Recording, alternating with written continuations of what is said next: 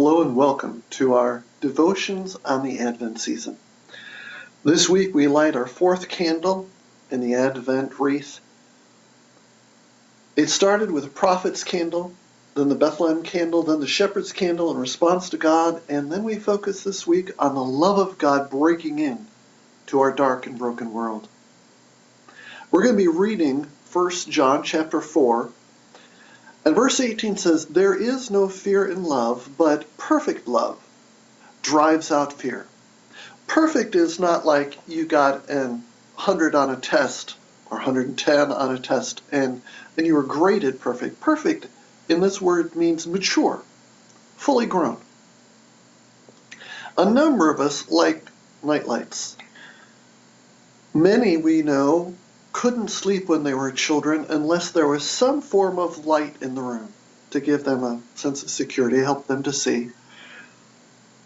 Anymore, a light like this plugs straight into the wall.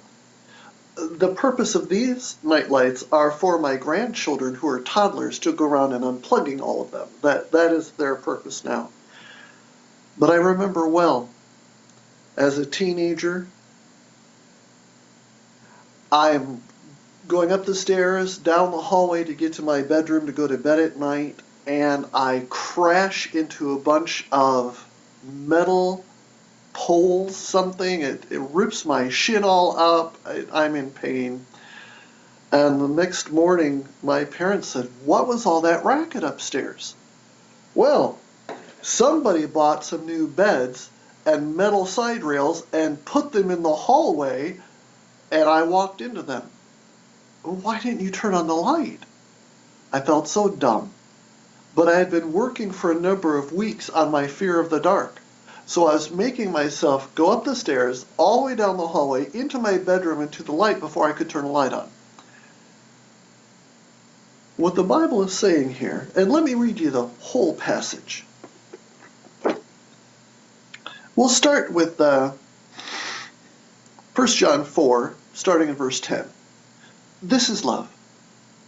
Not that we loved God, but that he first loved us, and sent his Son as the atoning sacrifice for our friends. Dear friends, since God so loved us, we also ought to love one another. No one has ever seen God, but if we love one another, God lives in us, and his love is made complete in us. And so we know and rely on the love God has for us. God is love.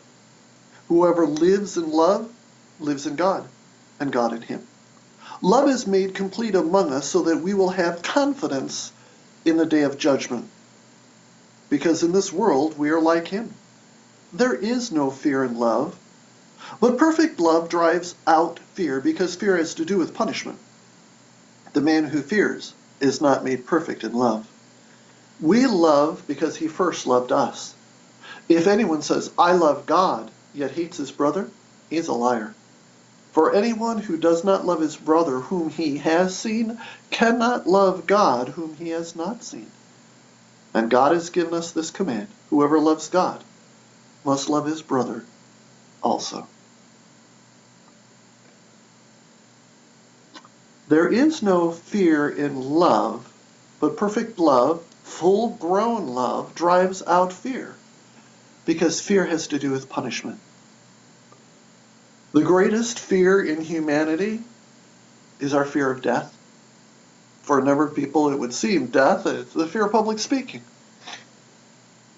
What the text is saying is that as God has broken into our world, and as we've turned from running life my way, making my decisions that are best for me, I've turned from that. I've asked God to forgive me for my running life my way, and I'm now going to follow Christ, who died and was raised again to forgive me for my sins. As I turn and follow Christ, that's where he starts growing us in brand new people. He gives us new desires, new wants. He gives us the strength and the power to turn away from things that held us in its grip, like a habitual addiction. So I don't have to fear God's judgment anymore. I don't have to fear that life is not going to work out the way I want it. Because since I'm now following Christ, I can walk down that hallway, and if he lets me walk into some metal side rails for a new bed, I'll heal. If there's a car accident, he'll help me get a new car. I don't have to fear the unexpected, the strange, the scary of life, because I know who holds me in his hand. Perfect love drives out, casts out fear. Because fear, first as a driving emotion, has to do with the fear of judgment. None of us want to die and face God without some assurance that our sins are forgiven, that he's not going to judge us guilty and we'll spend eternity in hell. That's not to use fear as a persuasion. Fear is a leverage. It's just a reality. None of us want it. And since it is a live fear in so many of our hearts, it is such a joy to know that we celebrate Christmas because God turned on the greatest nightlight in the world as that light shone above the house where Jesus, Mary, and Joseph were staying, and the wise men came in. So for you, as you go into this week, this has been a year of craziness, a year of fears, a year of COVID, a year of presidential election, some being very afraid of the other opponent, some being very afraid of anyone who is running to be elected. Many fears will creep up in our heart, and often because we simply fear the unknown and we fear pain. Perfect love, how did verse 18 say it? There is no fear in love, but perfect love drives out fear. There's a couple of other precious verses that you might want to hold on to, as well as this, as you go into the rest of your week. Psalm 27, verse 1. The Lord is my light, again, light and salvation. Whom shall I fear? The Lord is the stronghold of my life. Of whom shall I be afraid? Or, that was Psalm 27, 1. Proverbs 29, 25. The fear of man will prove to be a snare, but he who trusts in the Lord is kept safe. Or Mark 6:50, where Jesus says, take courage, it is I. Do not be afraid.